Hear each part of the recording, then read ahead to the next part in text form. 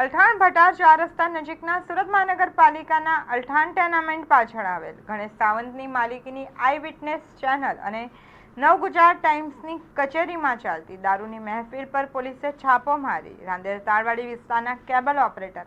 રાજેશ પારેખ અને તેની ઓફિસમાં કામ કરતા સગીર વયના પટાવાળાની અટકાયત કરી હતી। જ્યારે પોલીસના દરોડા વખતે કેટલાક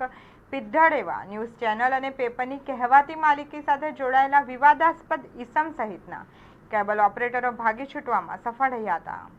છેલ્લા કેટલાક સમયથી અલથાણ ટેનામેન્ટ પાછળ આવેલ આઈ વિટનેસ ન્યૂઝ ચેનલ અને નવગુજરાત ટાઈમ્સની ઓફિસમાં રાત્રિ દરમિયાન કેટલાક માથાભારે ઇસમો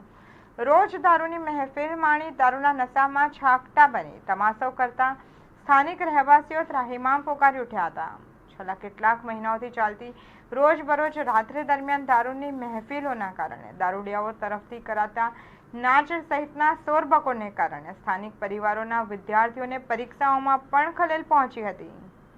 એક તરફ ન્યૂઝ ચેનલ અને પ્રિન્ટ મીડિયાની માલિક હોવાનો દાવો કરી પ્રજાને શિસ્ત અને કાયદાના પાઠ ભણાવતા એવા વિવાદાસ્પદ ગણેશ સાવંતની જ ઓફિસમાં ચાલતી મહેફિલોના કારણે સ્થાનિક રહીશો પરેશાન થઈ ગયા હતા। જો કે એક તરફ માથાભારે હોવાની છાપ અને બીજી તરફ ન્યૂઝ ચેનલ અને ન્યૂઝપેપરની માલિકી હોવાને કારણે પોલીસ પણ પોતાના ગજવામાં હોવાની ડંફાસો મારતી હોવાને કારણે રહીશો ફરિયાદ કરવામાં ડરતા હતા। જો કે બુધવારની રાત્રિ દરમિયાન ચાલતી દારૂની મહેફિલ અંગે કોઈક સ્થાનિક રહીશે શહેર પોલીસના કંટ્રોલ રૂમને જાણ કરતાં ખટોદરા પોલીસ હરકતમાં આવી હતી અને આઈ વિટનેસ ઓફિસમાં દરોડા પાડતા દારૂની મહેફિલ માણતા રાંદેર તાળવાડી વિસ્તારના કેબલ ઓપરેટર રાજેશ પારેખ અને તેની ઓફિસમાં કામ કરતા એક સગીરની અટકાયત કરી હતી।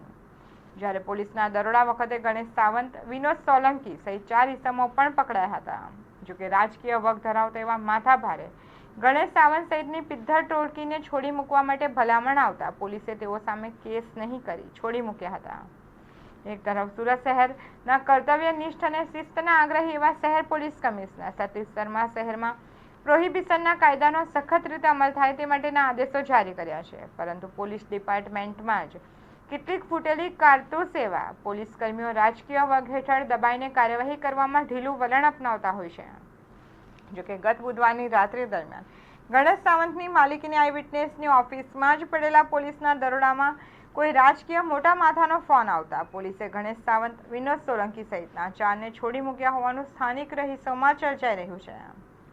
શહેર પોલીસ કમિશનર આ પોલીસ દરોડાની કામગીરી વખતે અલથાણ ટેનામેન્ટ તેમજ આઈ વિટનેસ ચેનલની બિલ્ડિંગમાં લાગેલા સીસીટીવી કેમેરાના ફૂટેજ ચેક કરાવી